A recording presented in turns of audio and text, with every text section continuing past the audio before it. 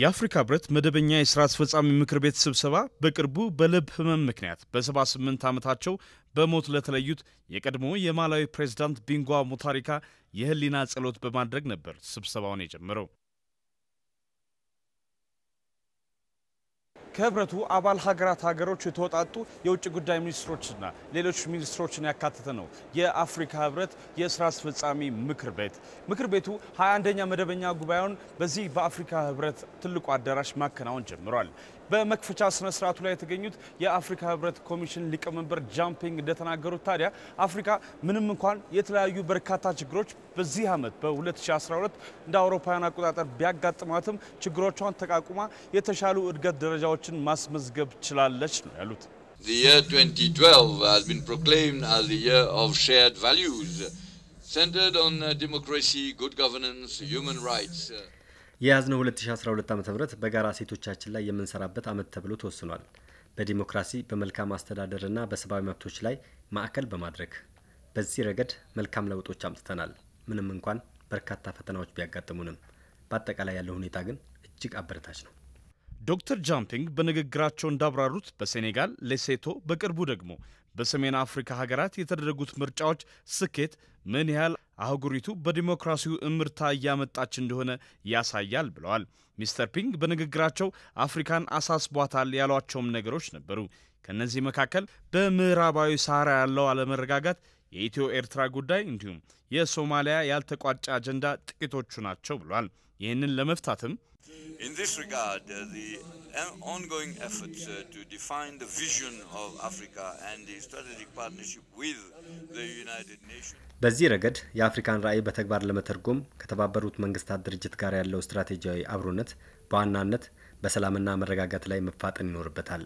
በእርግጥ በሰላም ማስከበርና ግጭት አፈታት ላይ ያሉብንን እንደ የፋይናንስ ችግሮች በፍጥነት መፍታት ጊዜ የማይሰጠው ጉዳይ ነው።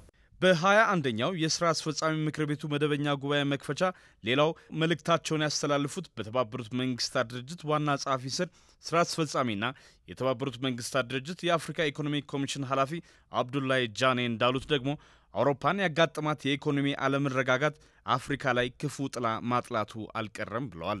The banking and sovereign debt crisis in the Eurozone continues to cast a dark and worrying shadow on the world and in particular in Africa.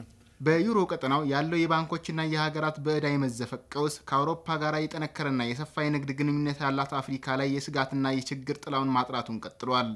ከአውሮፓ የኢኮኖሚ ቀውስ ባሻገር ግን የተሻለ የኢኮኖሚ ሁኔታና ተቋማዊ ዝግጁነት ያላቸው ሀገራትን ከችግሮች ለመታደግ የሚያስችል የፖሊሲ መፍትሄ አለመኖሩ እጅግ አስቸጋሪው ነገር ነው። Evolved institutional forms than Africa.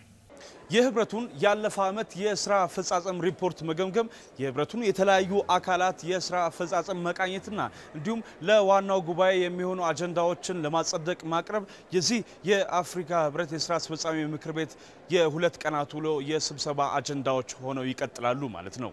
ለአዲስ ቴሌቪዥን ለተጠናቀረው ዘገባ ግሩም ጫላ ነኝ ከአፍሪካ ህብረት።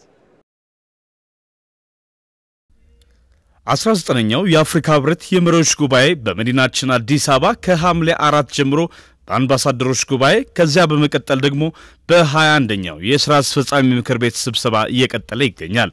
ስብሰባውን በጥሩ ሁኔታ ያስተባበረ ነው የተባለለት የውጭ ጉዳይ ሚኒስትር በሸራተን አዲስ እንግዶቹን ለመቀበል ስነ ስርዓት አዘጋጅቶም ነበር። በእለቱ ምክትል ጠቅላይ ሚኒስትሩና የውጭ ጉዳይ ሚኒስትሩ አቶ ኃይለማርያም ደሳለኝ እንግዶቻችንና ወንድሞቻችን እንኳን ደህና መጣችሁ በማለት አቀባበል ሲያደርጉም አምሽተዋል።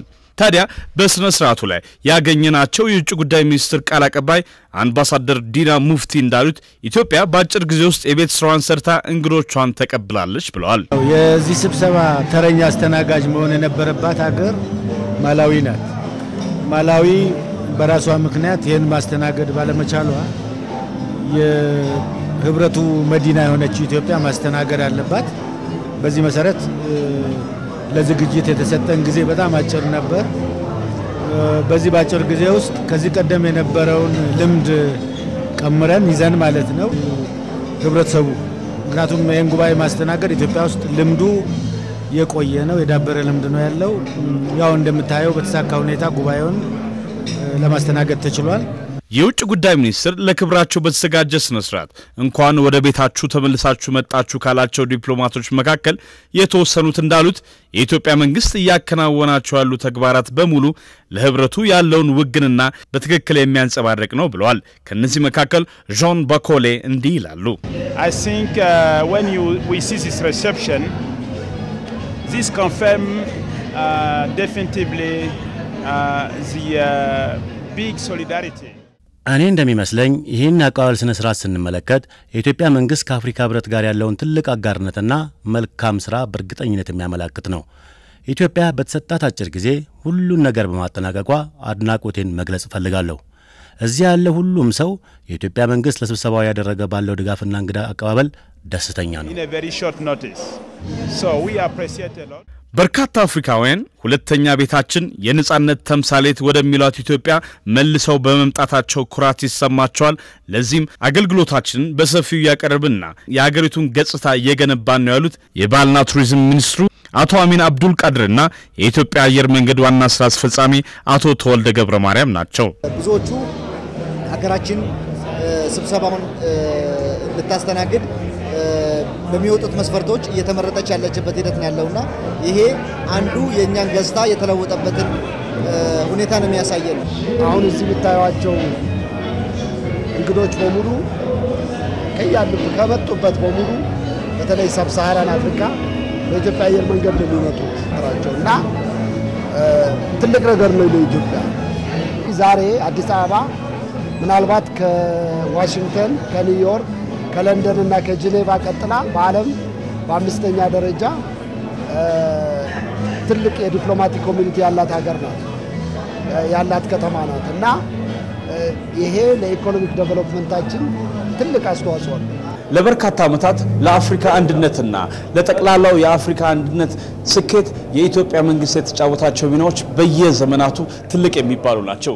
ኢትዮጵያ ለአፍሪካ አንድነት ድርጅት መመስረትና ለአፍሪካ ህብረት እውን መሆን ከፍተኛው ሚና ከተጫወተው ሀገራት መካከል የምትጠቀስ ስትሆን አሁንም ቢሆን በዚህ በ19ኛው የአፍሪካ ህብረት ጉባኤ ላይ በዚህ በሸራተን አዲስ እየተከናወነ ያለው የራት ግብዣ ላይ ትልቁን መልእክት እያስተላለፈች ነው ያለችው። መልእክቱም አንድ ነው። እንግዳ ተቀባይነታችንና ለአፍሪካ አንድነት ያለንን ትልቅ ስሜት የምንገልጽበት መሆኑ። ለአዲስ ቴሌቪዥን ግሩም ጫላ ከሸራተን አዲስ።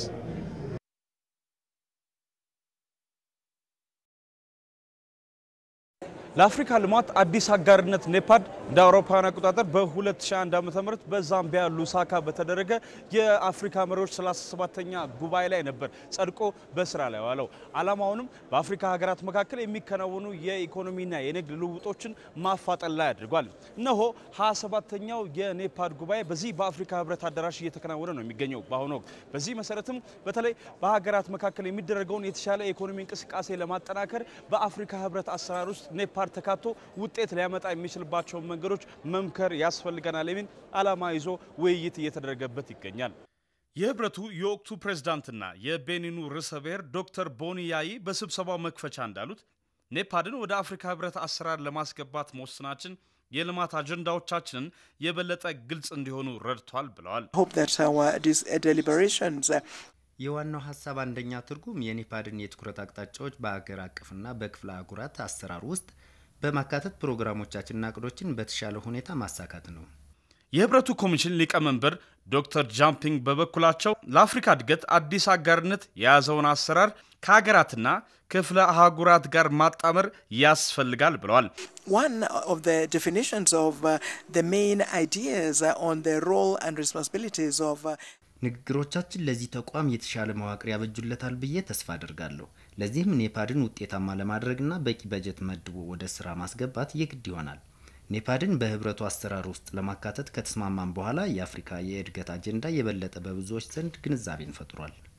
የተሻለና ውጤታማ የመሰረተ ልማት ግንባታ በአህጉሪቱ ማከናወን በኢኮኖሚ ግስጋሴው ያግዘናልና አጠናክረን ልንቀጥለው ይገባል ተብሏል። በስብሰባው በርካታ የሀገራት መሪዎችን ያሳተፈው 27ኛው የኔፓድ ስብሰባ ሌሎች አህጉራዊ የልማት አጀንዳዎች ላይም መክሯል። 19ኛው የአፍሪካ ህብረት የመሪዎች ጉባኤ በተለይ በሀገራት መካከል የሚከናወነውን የእርስ በርስ ንግድ ላቅ ወዳለ ደረጃ እናድርስ በሚል በሚቀጥሉት ቀናት ይከናወናል። አሁን ኔፓድ የአፍሪካን እድገት ለማፋጠን የራሱን ተግባራት እንዲያከናውን በምን መንገድ ወደ አፍሪካ ህብረት አሰራር ውስጥ ማካተት ይኖርብናል የሚል ትልቅ አጀንዳ ተነስቶ ውይይቶች ተደርገውበታል። አፍሪካ በሚቀጥለው ዘመን ወደ ተሻለ የኢኮኖሚ ማማ ላይ ትደርስ ዘንድ ሁሉም አካላት በተለይ ሀገራት እርስ በርስ ያላቸውን የኢኮኖሚ ጥምረትና ትስስር ማጠናከር መቻል አለባቸው መልእክታቸው ነበር። ለአዲስ ቴሌቪዥን ግሩም ጫላ ከአፍሪካ ህብረት አዳራሽ።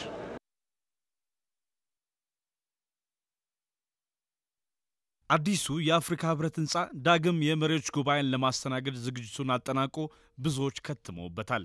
ከቀናት በፊት አንስቶ በየዘርፉ ሲከናወኑ የቆዩ ውይይቶች በህብረቱ መሪዎች ጉባኤ የመጨረሻ ውሳኔ ያገኛሉ። ለሁለት ተከታታይ ቀናት የሚቆየው 19ኛው የአፍሪካ ህብረት የመሪዎች ጉባኤ በዚህ በህብረቱ አዲሱ አዳራሽ እየተከናወነ ነው የሚገኘው። በርካታ የሀገራት መሪዎችም ተሰባስበው በአፍሪካ የእርስ በርስ ንግድ ላይ ትኩረት በሚያደርገው ስብሰባ ላይ ውይይት ያደርጋሉ ተብሎ ነው የሚጠበቀው። በመክፈቻ ስነ ስርዓቱ ላይ ንግግር ያደረጉት የህብረቱ ኮሚሽን ሊቀመንበር ጃምፒንግ እንደተናገሩት አፍሪካ የሚቀጥለውን የኢኮኖሚ ግስጋሴዋን ለማረጋጋት የተሻለና ህልም ያለው አመራር ያስፈልጋታል። ለዚህም ቆርጦ መነሳት ተገቢ ነው ብለዋል።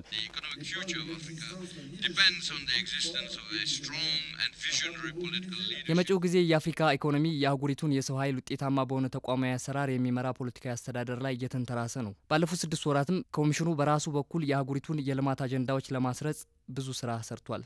ከነዚህ መካከልም በዓለም አቀፍ መድረኮች የተደረጉ ውይይቶች ተጠቃሾቹ ናቸው።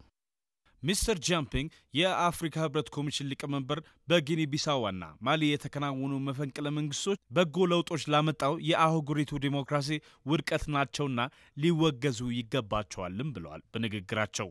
The coup d'etat that have taken place in Guinea-Bissau and Mali have just reminded us that in spite of our instruments and efforts በማሊና በጊኒ ቢሳው የተደረጉ መፈንቅለ መንግስቶች ምንም እንኳን በአህጉሪቱ ዲሞክራሲና መረጋጋትን ለማስፈን ጥረት ቢደረግም ህገ መንግስታዊ ባልሆነ መንገድ ስልጣን ላይ መውጣት አሁንም የአፍሪካ እውነታ መሆኑ እያስተዋልን ነው። በማሊ ያለው ሁኔታም ያለ ጥርጥር ለአህጉሪቱ ጸጥታ እጅግ በጣም ፈታኝ እንደሚሆን ግልጽ ነው። ሌላው በህብረቱ መደበኛ ጉባኤ ንግግራቸውን ያደረጉት የተባበሩት መንግስታት ድርጅት ዋና ጸሐፊ ተወካይና የድርጅቱ ምክትል ዋና ጸሐፊ እንደተናገሩት ደግሞ ትንሽ የማይባሉ የአፍሪካ ሀገራት በጣም በርካታ ለውጦችን በተለያዩ መስኮች ማምጣት ችለዋል። አህጉሪቱ በሁሉም መስክ ያጋጠሟትን ፈተናዎች እንድትቋቋምም የተባበሩት መንግስታት ድርጅት ይደግፋታል ብለዋል። And Africa has already made steady progress on education, gender equality, health and poverty reduction. አፍሪካ በትምህርት፣ በጤና፣ በጾታ እኩልነትና በድህነት ቅነሳ ላይ መልካም ለውጦችን አምጥታለች። አህጉሪቱ በሚሊዮኖች የሚቆጠሩ ህጻናትን ወደ ትምህርት ቤት መላክ ችላለች። ይህ ደግሞ ከምዕተ ዓመቱ የልማት ግቦች አንጻር ትልቅ ስኬት ነው። በእናቶችና ህጻናት ሞት ላይ የማይናቅ ለውጥ መጥቷል። በሌላ በኩል ባሉ ፈተናዎች ላይ ደግሞ አብረን እንሰራለን። በህብረቱ 19ኛ መደበኛ ጉባኤ ላይ የኩዌት ንጉስን ጨምሮ አዲሱ ተመራጩ የግብጽ ፕሬዝዳንት መሐመድ ሙርሲም ተገኝተዋል።